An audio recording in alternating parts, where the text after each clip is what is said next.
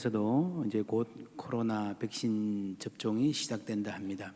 한국 국민들의 높은 질서 의식 그리고 어떤 사회적 목표가 생기면 집중해서 감당하는 문화를 보면 한국이 출발은 조금 늦었지만 어쩌면 코로나19를 좀 더 빨리 잘 벗어날 수도 있지 않을까 하는 일각의 기대도 있다 합니다. 백신이 있어도 그것을 잘 접종하는 것은 또 다른 문제다라는 겁니다. 지금 백신을 접종하고 있는 다른 나라들에도 많은 해프닝들이 있습니다. 이 사진은 미국 오리건주의 눈 쌓인 길가에서 백신을 접종하는 모습입니다. 백신 수송하던 차가 폭설로 오도 가도 못하게 되었어요. 근데 이 백신은 냉동고에 있다가 상온 상태로 옮기면 6시간 이내에 접종해야 되는데 기름 막히고 그래서 상당한 물량을 눈길 위에서 그냥 버려야 되는 상황이 된 겁니다. 너무 아깝다 하며 발을 굴리던 중에 이 운송 접종 담당자들이 결단을 했습니다. 앞뒤로 눈길에 막혀 있는 서 있는 차들에게 다가가지고 똑똑 내려보세요. 혹시 코비드19 백신 맞으실래요? 그러니까요. 정말요? 하면서 막 당장 뛰어내려서 펄쩍 뛰면서 맞는 사람도 있고 또 그 중에는 하면서 주저하는 사람들도 많이 있더라 하는 기사가 났습니다. 미국에는 아직도 백신 거부하는 사람들이 꽤 있다 합니다. 제가 아는 목사님 한 분은요, 그 동네에 우선 접종 대상자들을 위한 백신이 도착했는데 맞지 않겠다고 거부하는 사람들이, 안 오는 사람들이 많아가지고요, 이거 버릴 수도 없고 그래서 병원 스태프들이 아는 사람 아무나 전화해라, 다 오라 그래라 그랬대요. 이 목사님도 전화가 와가지고 당장 달려가서 백신을 맞는데 그때 성경의 한 구절이 생각이 나더라 했습니다. 어떤 사람이 멋진 잔치를 베풀고 사람들을 초대했습니다. 아무 조건 없이 그냥 가기만 하면 환상적인 잔치를 맛볼 수 있습니다. 그런데 초대받은 사람들이 이런저런 핑계를 대고 거절합니다. 잔치를 베푼 집주인은 빨리 시내의 거리와 골목으로 나가서 가난한 자들과 몸 불편한 자들과 맹인들과 되는 자들을 데려오라. 당시 기준으로는 어떤 잔치에 초대받을 일이 거의 없는 그런 사람들이었습니다. 그러고도 여전히 자리가 남는 것을 보고 길과 산 울타리 가로나가서, 밖이라는 거죠, 밖에 있는 외인들을 말합니다. 나가서 사람을 강권하여 데려다가 내 집을 채우라고 합니다. 처음에는 명단에 들지 못했는데 자격이 있다고 하는 사람들이 거부해서 그 자리에 들어가서 백신을 갑자기 맞게 된 이 목사님이 떠올릴 만한 구절이지요. 이 말씀은, 이 예수님의 말씀은 초대교회 바울의 시대에 와서 그대로 이루어진 현실이 되었습니다. 예수님께서 하나님 나라 복음을 전파하시고 십자가와 부활로 그 나라를 이루셨는데 정작 오랫동안 그 나라를 기다리던 백성들은 그 날이 도래했음을 알지 못했고 인정하지 않았습니다. 그런데 신기하게도 이방인들이 예수 믿고 하나님 나라 백성이 되는 일이 이어졌습니다. 마태복음 8장에 나오는 말씀 함께 읽겠습니다. 또 너희에게 이르노니 동서로부터 많은 사람에 이르러 아브라함과 이삭과 야곱과 함께 천국에 앉으려니와 그 나라의 본 자손들은 바깥 어두운 데 쫓겨나 거기서 울며 이를 갈게 되리라. 아멘. 예, 동서로부터 많은 사람이, 여러분 2000년 전에 예수님이 이 말씀을 하셨을 때에 듣는 사람들의 머릿속에 동서로부터, 멀리로부터 할 때 어떤 느낌으로 어디를 생각했을 것 같아요? 2000년 전에 이 포항에 사는 사람들에게 동서로부터, 멀리서 이러면 어디를 생각했을 것 같아요? 저기 서쪽으로 대구, 백제 땅, 꽤 먼데, 이쪽으로는 일본, 너무 멀잖아. 아마 그렇게 생각했겠죠. 2000년 전이니까. 여러분 예수님 시대 때도 그렇게 비슷하게 생각했을 거예요. 동서로부터 많은 사람이. 심지어 바울도요, 처음 전도할 때는 요 소아시아 지방, 세계를 향해서 전도한다 그래놓고요, 소아시아 지방 정도만 돌아다녔지 그 그리스 지역에 있는 마게도니아까지도 너무 멀다 생각했어요. 부담된다 생각했어요. 그러다가 언제쯤 내가 로마에 가서도 전도해야 되겠다. 그러다가 스페인까지도 가야 되겠다. 여러분, 스페인은요 당시에 상상하지 못할 정도로 먼 나라입니다. 거기를 왜 가? 그러죠? 그 스페인을 벗어나면 그거는 지구의 끝이라 생각했어요. 헤라클레스의 기둥 넘어서.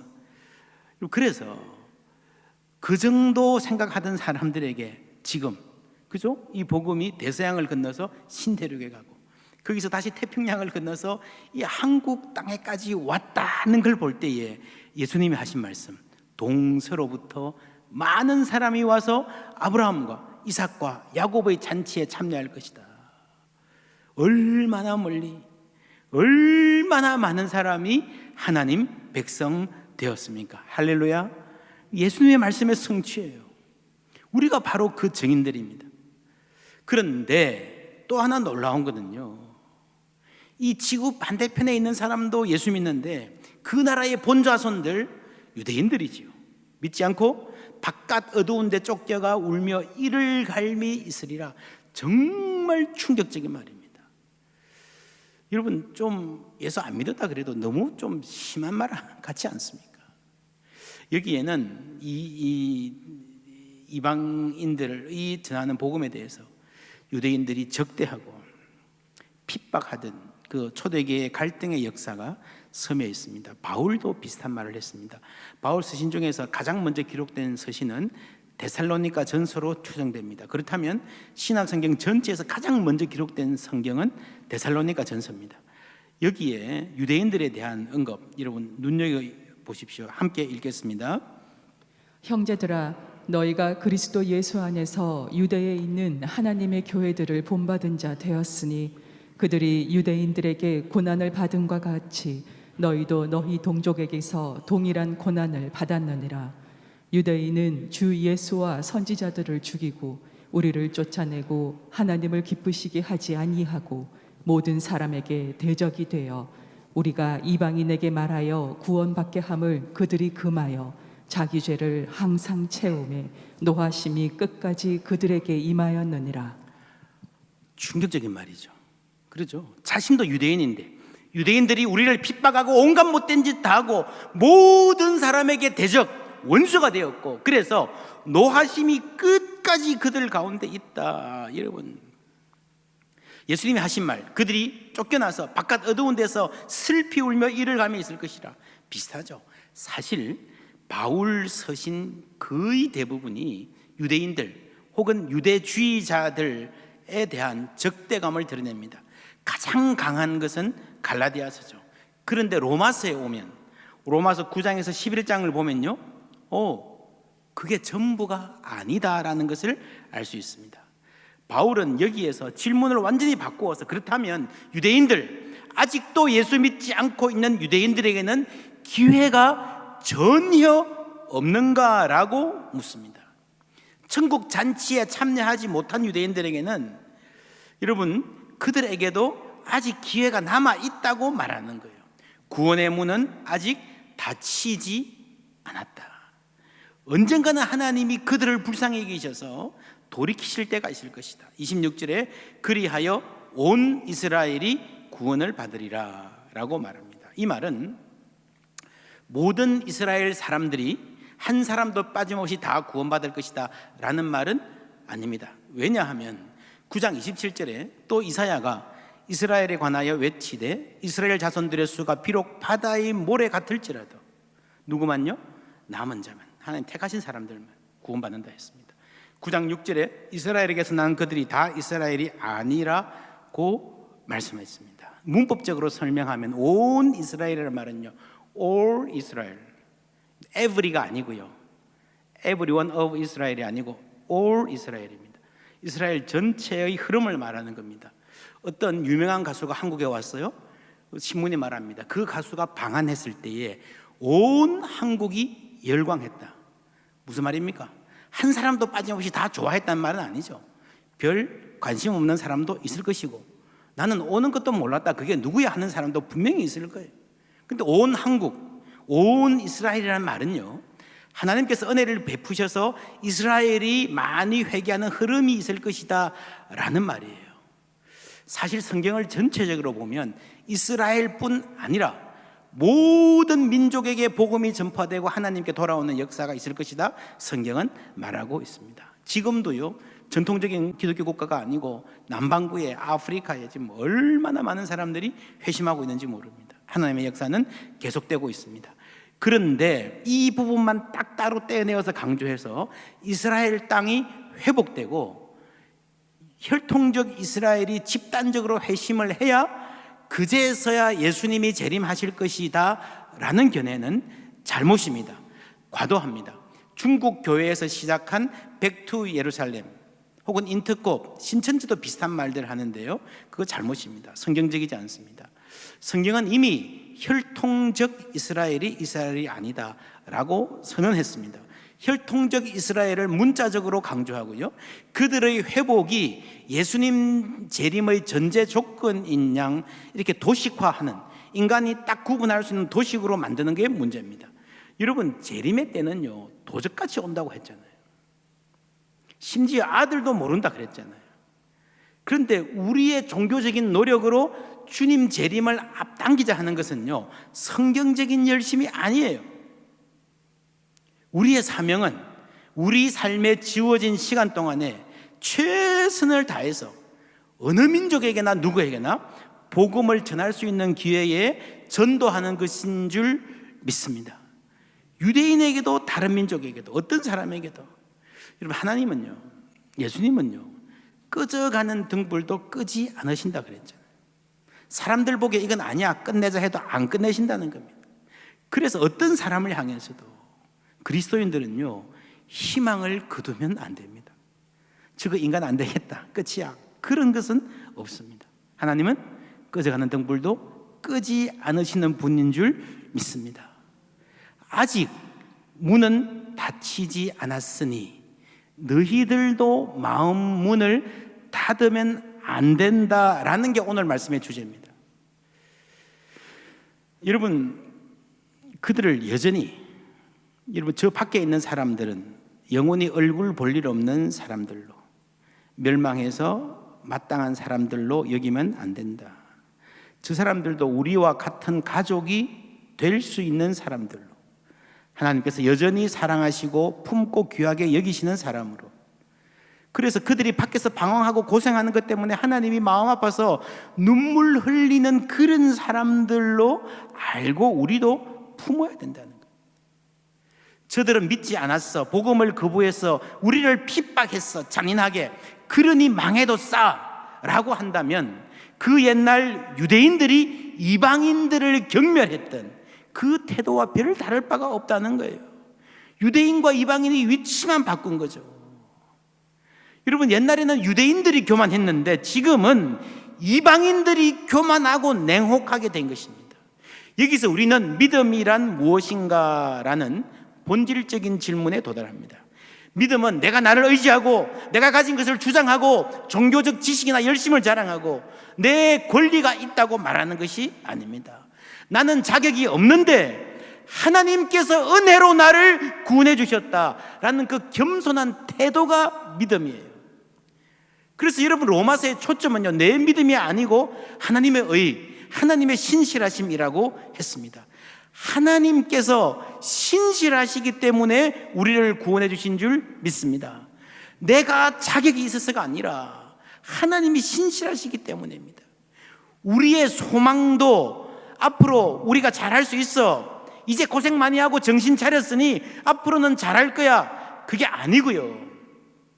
우리는 앞으로도 넘어지겠지만, 우리는 앞으로도 실수하고 배반하겠지만, 하나님은 신실하게 우리를 붙잡아 주실 것을 믿습니다. 그게 믿음인 거예요. 그러니 믿음으로라는 말은 은혜로, 자격이 없는데도 불구하고 라는 말과 같은 말입니다.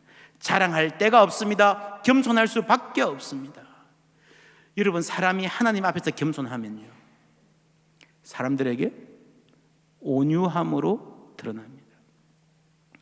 울림이 있으면, 하나님께서 우리 마음에 울림을 주시면 그 울림은 어울림으로 이어집니다. 이 어울림은 내가 친하고 싶은 사람, 그동안 어울릴 기회가 없었는데 교회 와서 알게 되고 사귀게 되었다, 그런 게 아니죠. 우리 교회는 성공한 사람도 많고 알아두면 사회에서 도움될 만한 사람도 많으니까 좋아, 좋은 사람들 만나서 좋은 모임 하자, 그런 게 아니죠.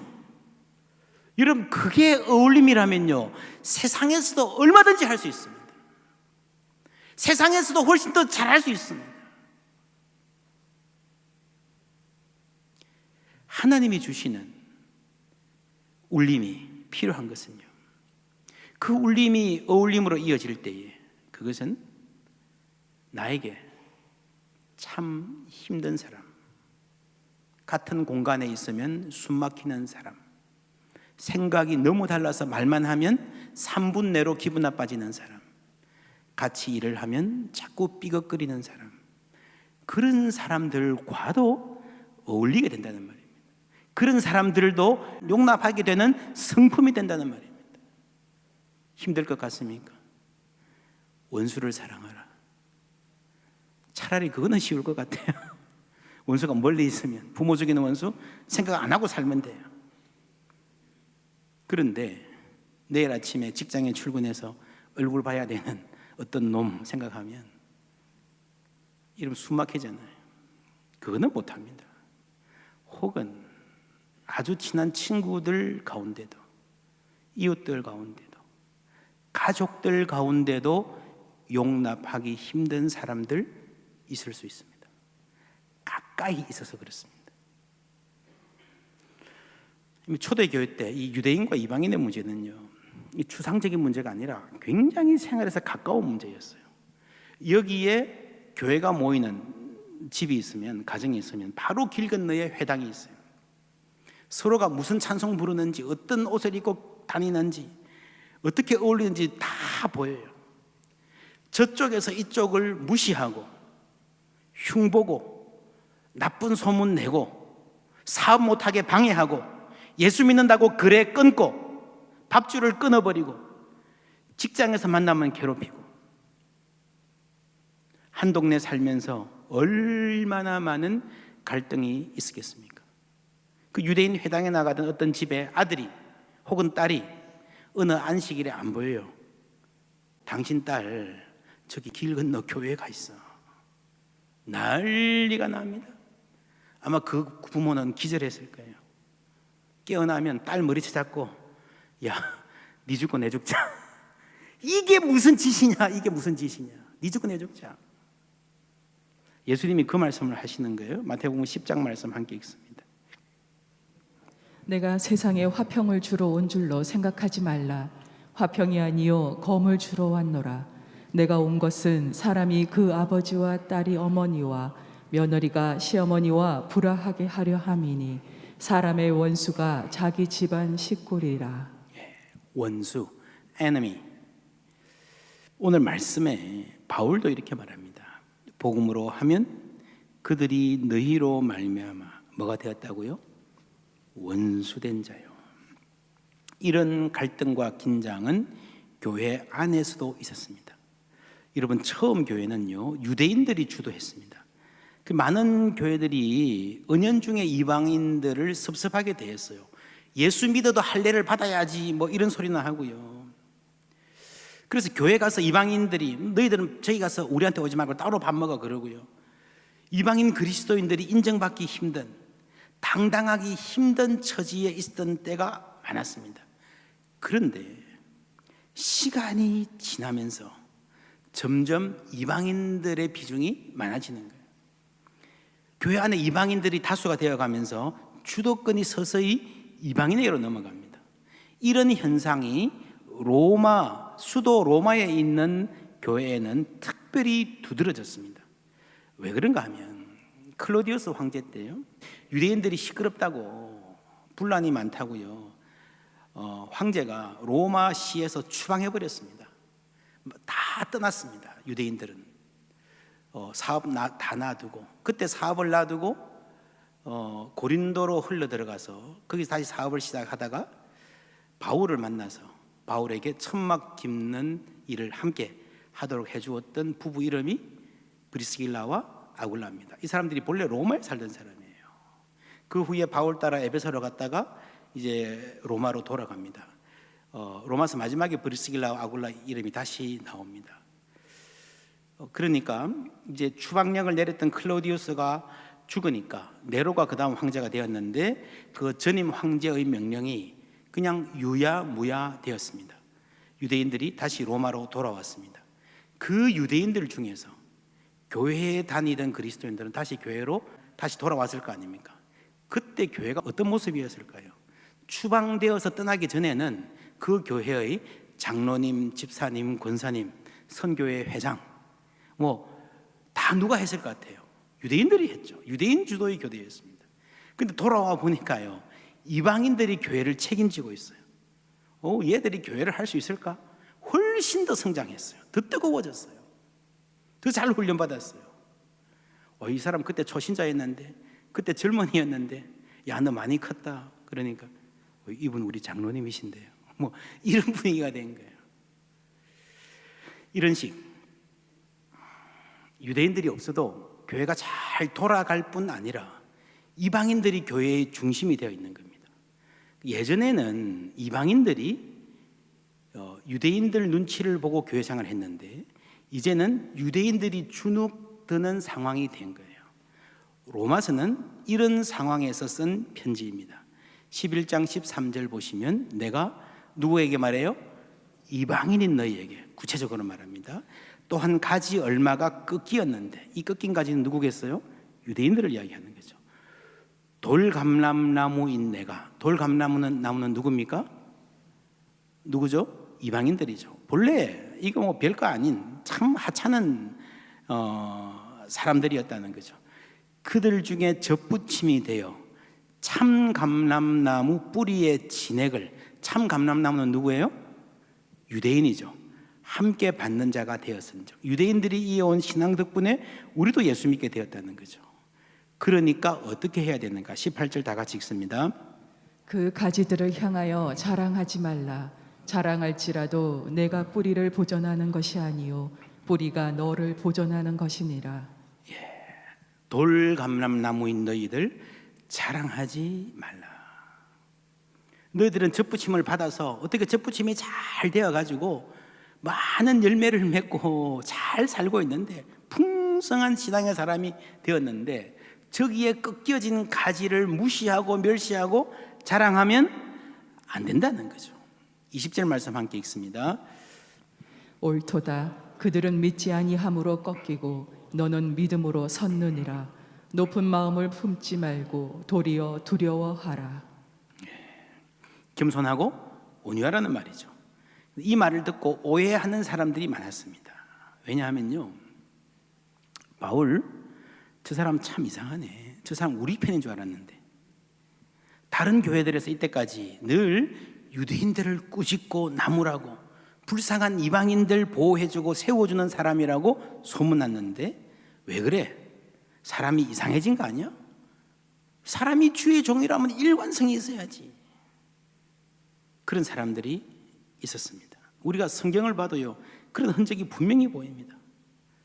여러분, 바울이 이상한 것입니까? 이중인격자입니까? 일관성이 없습니까? 여기서 이 말하고 저기서 저 말하는 사람입니까? 아니요. 바울이 이방인 편을 열심히 들어줄 때는요, 그 사람들이 약자였어요. 근데 지금은 그들이 강한 사람들, 교회 안에서 기득권 세력이 되었어요. 그러니 바울은 이제 약자 편을 드는 것입니다. 고린도전서 12장 22절 23절 함께 읽습니다. 그뿐 아니라 더 약하게 보이는 몸의 지체가 도리어 요긴하고 우리가 몸에 덜 귀히 여기는 그것들을 더욱 귀한 것들로 입혀주며 우리의 아름답지 못한 지체는 더욱 아름다운 것을 얻느니라. 아멘. 하나님은 어느 편입니까? 유대인 편도 아니고 이방인 편도 아니고 약한 자들을 돌보시는 분입니다. 바울이 어느 편에 섰습니까? 이방인도 아니고 유대인도 아니고요, 약한 자들에게 더욱더 관심을 갖고 돌본 거예요. 여러분, 성경은 약한 자들, 서름받고 핍박받는 사람들, 자신의 권리로 자신의 목소리를 주장할 수 없는, 자신의 권리를 자신의 목소리로 주장할 수 있는 그런 능력과 지식이 없는 사람들 편에 서 있습니다. 이게 하나님의 일관성입니다. 그게 하나님의 편이고 예수님의 마음입니다. 에베소서 2장에 보면은 너희가 그 은혜를 인해서 믿음으로 구원을 얻었다. 그러니 아무도 자랑할 수 없다 라고 해놓고요, 14절에 그는 우리의 화평이신지라 둘로 하나를 만드사 원수된 것 곧 중간에 막힌 담을 자기 육체로 허무신다 그랬습니다. 원수된 것, enmity, 적대감입니다.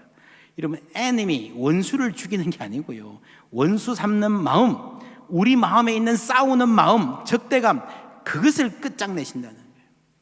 예수님이 세상에 금을 주러 와셨다 그러지만 그거는 과정이고요, 예수님의 진짜 목표는 평화예요. 화평. 이 평화를 만들기 위해서 그 집 평화를 흔드시고 금이 가게 하시고 폭로하시는 것입니다. 그거는 평화가 아니야. 둘로 하나를 만드사 원수된 것, enmity, 적대감을 완전히 철폐하신다. 예수님 당시에는 이 유대인과 이방인의 갈등 문제가 그만큼 심각했습니다. 오늘은 다른 문제, 다른 갈등. 대한민국이 초갈등 사회라고 하는데 다른 갈등일 수 있습니다.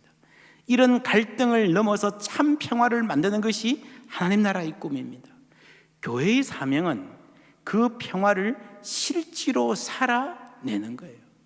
세상을 향해서 너희들 이렇게 살아라 간섭하고 말하기 전에 교회 안에서 먼저 그리스도의 샬롬을 살아내고 그 샬롬을 우리 몸에 익히고 그 평화가 마음의 습관이 되고 우리 가정의 문화가 되고 겸손과 온유가 우리의 성품이 되어서 교회 공동체의 문화가 되어서 그래서 하나님이 그 공동체를 통해서 이 세상을 축복하시고 위로하시고 변화시키시는 줄 믿습니다.